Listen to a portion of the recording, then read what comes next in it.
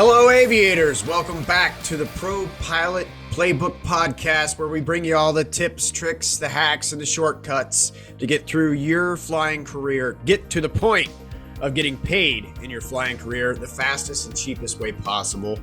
I'm Sean, and I'm Mike Martin. All right, we've been off the air here. We've been slacking off. Yeah. Well, yes and no. It's I don't know. I think we said this in the last one we posted. You know, it was getting tougher and tougher. That's why we're doing this on a Zoom again. Getting tougher and tougher just to get the two of us together and to record one of these things. And we'd sent you guys, we always say, submit a question for us at podcast@propilotplaybook.com. And the question's been rolling in and collecting in the inbox, and we're going to get to some of them. Actually, this whole episode, our thought was just give you a little update on where we've been, what's going on in the industry, and a lot of the questions coming in are very similar. Yeah, I'd say there's 24 questions of similar things, probably 5 or 6 subjects that have probably 24 questions asking the same thing. And yeah, and not only that, but those questions are pretty much from podcasts we've already done. Right. So, every single one of them is answered in the Pro Pilot Playbook course. Oh yeah. And then about 80% of them we've already done a podcast on. Right. But I'll tell you what, though, we don't mean this to be discouraging at all. And that's why we're going to rifle through some of these, because there's so many to kind of encourage you guys. Yes, still send in your questions. We're still looking at them. Even though we're not recording all the time, we're always checking our emails and looking at these. And your question will get addressed. We try to reply to some of them. I do reply to a lot of them. And then also reply on video if we think it's going to help. If it's a really good question and we think it's going to help everybody, we'll make an entire episode about it. Right. Yeah. Yeah. So what have you been doing, Sean? I think I mentioned this last time we spoke. It's just the nature of the company that I'm working for. It's an aircraft management company. The entire thing, I'm a co-owner in the company, and we're up to 16 aircraft now. We keep taking on more and more planes. The corporate aviation world is exploding, and between constantly onboarding another airplane or going off to school to fly another jet, or it's some kind of hiring issue, trying to find pilots because of the shortage. That's nonstop. Besides what other little ventures I have going on in my personal life of stuff, having 2 kids and a wife and whatever. But I recently just got back. In most pilots, in most companies, you'll fly one type, as in a jet. Every jet has what's called a type rating, which is a specific license that lets you fly that jet.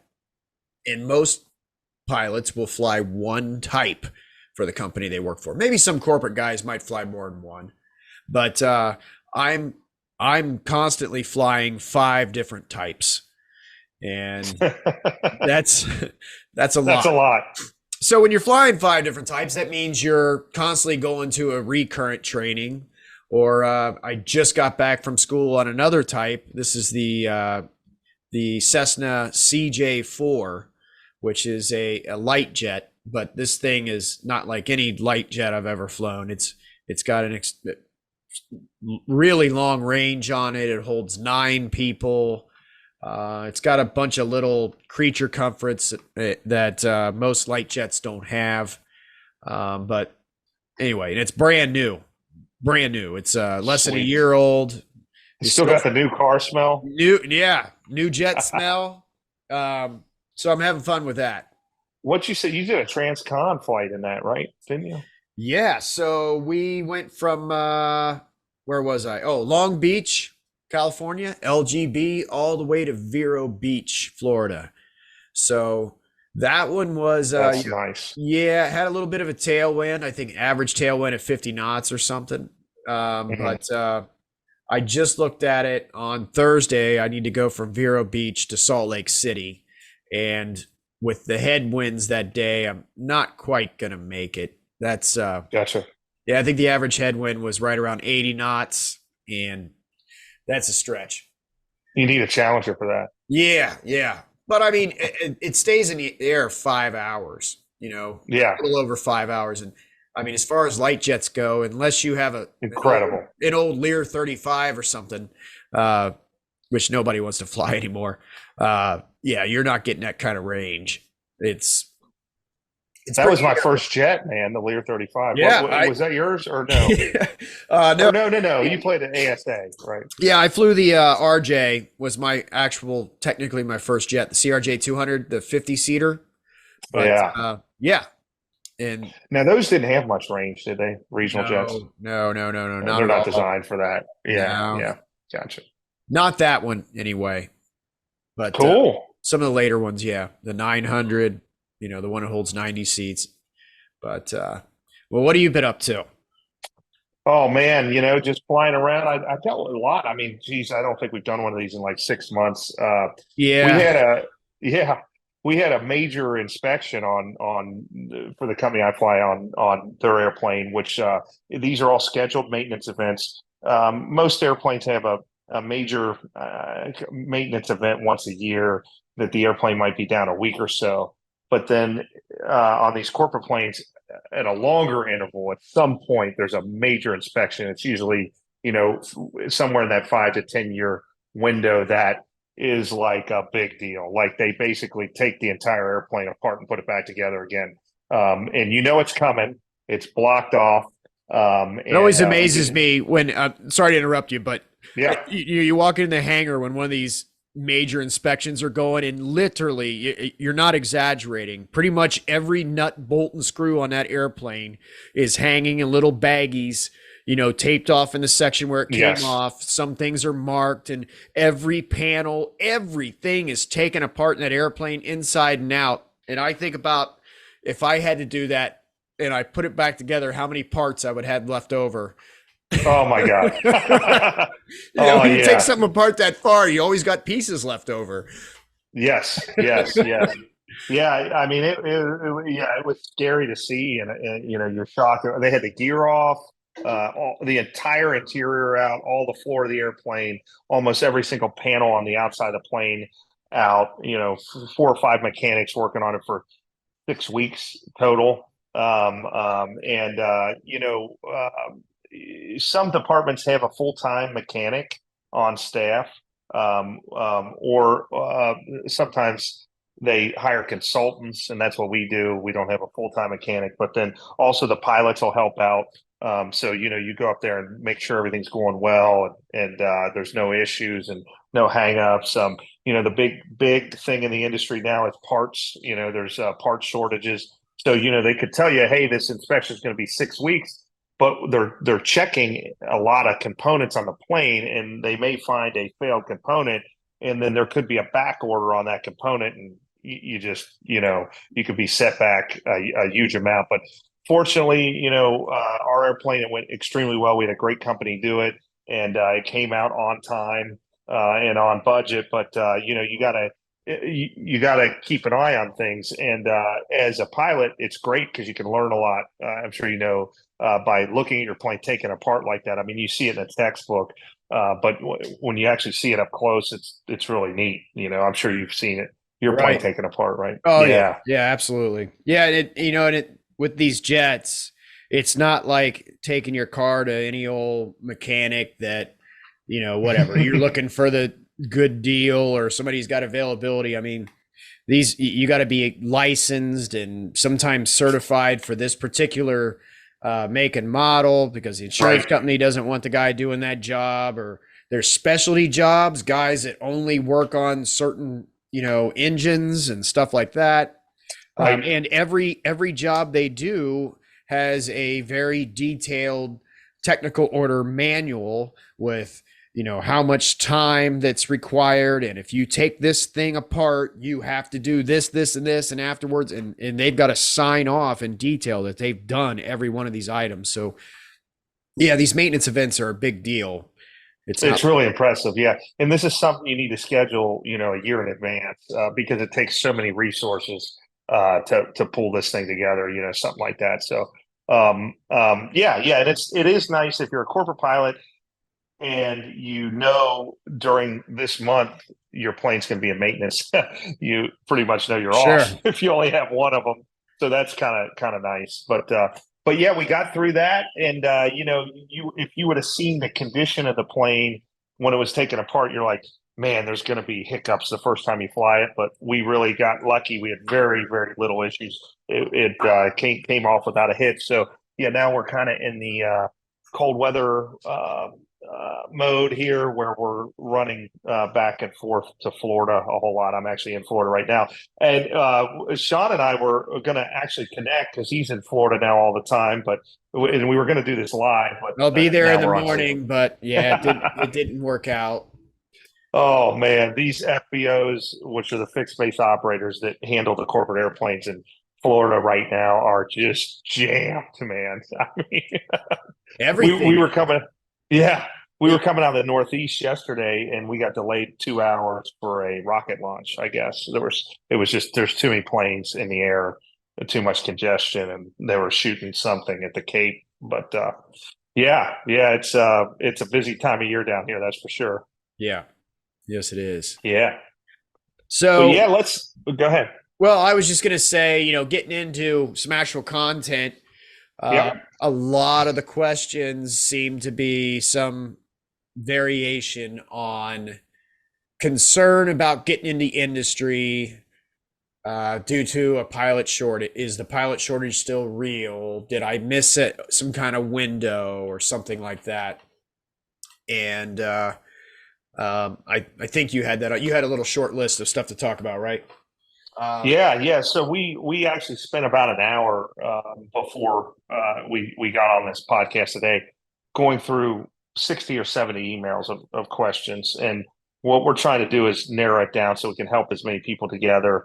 We're Well, there getting a was lot. way more emails than that, but that's where we kind of gave up. Yeah, we're like, gosh, it's been an hour. We haven't even recorded anything. Right. Um, one of the big popular reoccurring ones, Sean, is the flow through programs and 4-year degree requirements. That's right. That's right. Right. College. Yeah. So yeah, I can talk about that a little bit. It's absolutely, just to reference what I was just talking about. Absolutely, the pilot shortage is still going on. Uh, the degree requirements for the majors have been dropped. United Airlines just dropped theirs. It must have been last week or something, based on the email I just got from GoJet, which is one of their subsidiary. I don't think United actually owns GoJet, but they're in cahoots with them. They do regional work, and they have the flow through program to United. And United actually has that Aviate program, which is where they'll take people with zero time, zero certificates. If you Right. get accepted to it, you'll train with them. They'll set you up with one of their regional carriers, and you'll flow through. The 4-year degree stuff is pretty much gone in the aviation world. Now, we did have one question. A gentleman was asking, well, I was talking to a pilot at an airline, and he was saying that you'll increase your chances of getting hired if you have a degree. Absolutely, that's true. And it's very possible that the guy you were talking to had a degree, because, and I don't know, I've noticed this, maybe some bitterness. Mike and I both have degrees. And, Right. it is kind of weird for us to sit here and watch how the industry's shifting.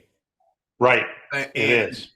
and of course, there's going to be guys on that hiring board that have degrees when you're sitting there in the interview. And absolutely, they'll probably take a guy with a degree over a guy that doesn't. But the entire landscape is changing. You will probably be there on your interview day. There'll be 30 of you interviewing, and Right. they'll hire 25, 27 of you, and there'll be 3 of you that have degrees while the other ones don't. There isn't any, and as a matter of fact, you go through one of these flow through programs, you won't even have to interview. It's all based on seniority, and they are putting some more rules around it, like this GoJet at United. After you have 1,600 hours of PIC time at GoJet, and the seniority numbers match up with wherever you are, you will flow through automatically to United. There's no reapplication process. There's no interview. It's these companies are seamless, and you'll go right in. American has one, and Delta has one now.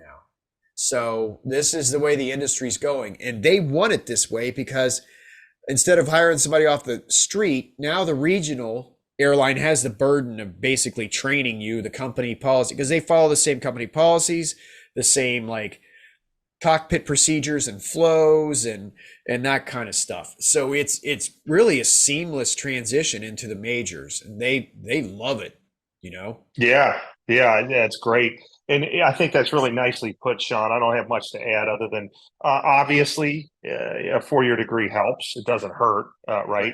But it also is expensive and it takes 4 years. Right. So, we are not to I am interrupting. Right. Actually, we are about to go down the same thing. The reason why I was kind of reluctant to even do this form of a podcast, because the plan was to hit a bunch of these little things. We don't want to go too deep into this because there is an entire podcast already on YouTube and iTunes explaining everything about this and why it's not important to get a 4-year degree. And really, our course really is designed around not getting a degree. I mean, the 4-year degree, I mean, if you want a straight yes or no answer, like, no, that's my opinion. And we go deep into that in that other episode. Gotcha. Okay. Cool. Another one I want to touch on, because we get it seems like a dozen of these every week or two, and we don't mind it at all. But it's questions and concerns regarding aviation medicals, and people email us. Yeah, with specific problems that they have, very specific problems. Obviously, we're not doctors and all of that stuff. Yeah, that's the problem with these detailed questions. And you'd have to have the AME's medical examiner book to look up some of this stuff. And it's some of it may be their determination after you sit there and tell them your story and your medications, and it's up to that AME to decide based on. Yeah. So in some of these get very specific. Like we had a customer say, that he had previously been in rehab for alcohol. How would that affect things? And honestly, we don't know. It's great that he's recovered from all that. A really big one though is, and I have a buddy that runs a big flight school, and he's constantly dealing with this. It's antidepressants and ADHD medicine. We get a lot of emails about that. And to be honest with you, we don't know the specific timelines on that. You do have to be off of those. The way to think about it, the way I think about it is anything that can alter your mind in any way. The FAA is not going to like you being on. Now you can go off of them and then get your pilot's license, but there is a time frame, and that's something that you'll have to get some medical advice on to see. But you can Google it and find out what medicines are restricted. And again, I'm not a doctor, but these, what is it, Vyvanse and Adderall, and those are really big ones that a lot of people are on. And then any of the antidepressants, they don't want you on those. So right, I know the military was. I just read an article a year or two ago that a lot of the military enlistment is down because of everybody's coming out of high school now on Adderall and whatever else is out there. And the military, their stance was no, we can't do it, we can't, whatever. But yes, in the aviation world, uh, yeah, there is a time frame you got to wait and be ready. Right. So what Sean was referring to, we keep using the acronym AME. That's Yeah. Aviation Medical Examiner.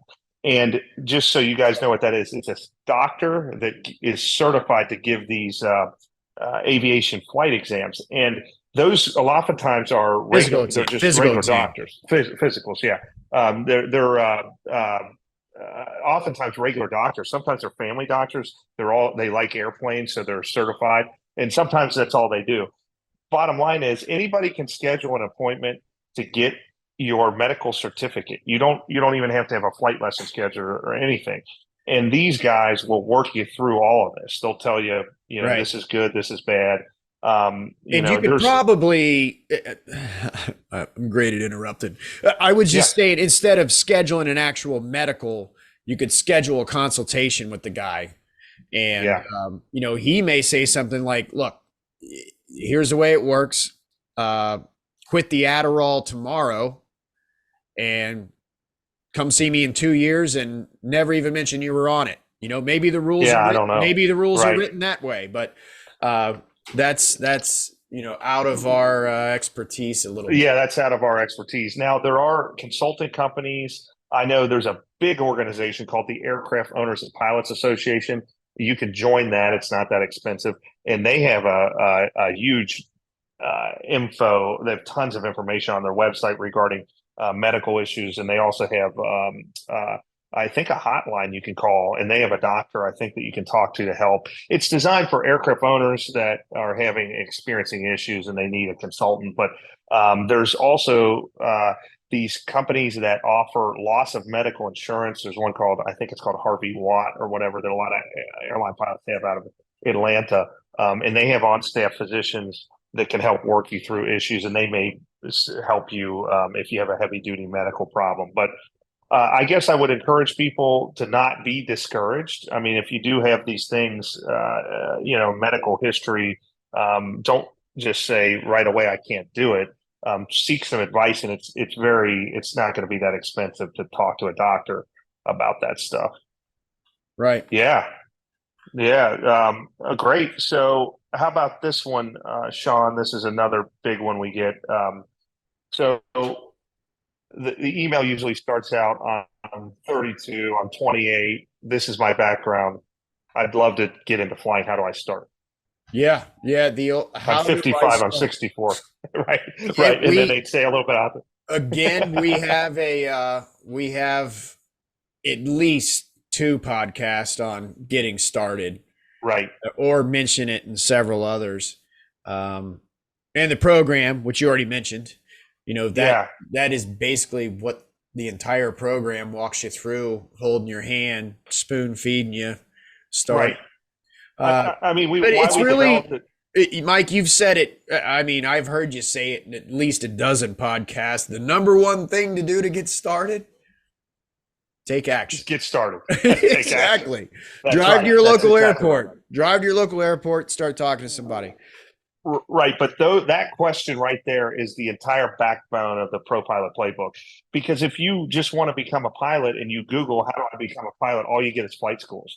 Sure. This is between that and getting started. It's exactly what to do, and it walks you through every single step on how to select a flight school and how to get started, and all this medical stuff and all that. And you know what? The big thing we focus on, because it's kind of our little deal, getting through this as fast and cheap as possible. Yeah, We give you all the information in a straightforward manner of, what they're going to be saying to you, what it means, and whether that's good for you or not, or yeah. that kind of thing. How about corporate versus 121? We get a bunch of those questions. And that 121 means airlines. That's the FARs they operate on it. A So lot it'll of say, questions. yeah, it'll say, hi, my name's Joe. I have this many hours. I'm about to embark on my career.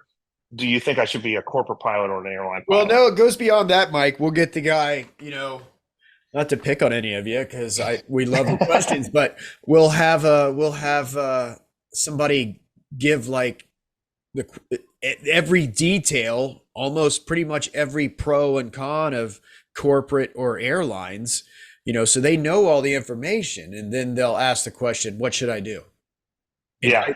I think you got all the information. I don't know. I don't know if I can make a decision Well, for you, but well, we're like the guys with the 4-year degree, right? So it's whatever we do. So we would naturally say corporate, right?